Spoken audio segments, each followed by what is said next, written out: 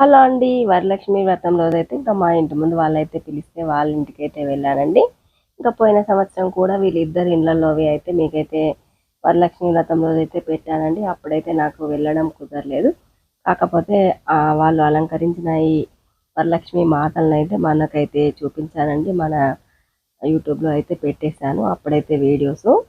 ఇంకా నేనైతే వెళ్ళలేకపోయాను. కానీ ఈసారి చక్కగా కుదిరిందండి. ఇంకా వెళ్ళి చక్కగా తాంబూలం అయితే తీసుకొచ్చుకున్నానండి. కామాక్షి దీపం చూసారా అండి. ఇంకా పూజా మందిరంలో అయితే కామాక్షి దీపం అంటే నాకైతే చాలా ఇష్టమండి. ఇంకా వెళ్ళి అమ్మకి చక్కగా నమస్కరించుకున్నానండి.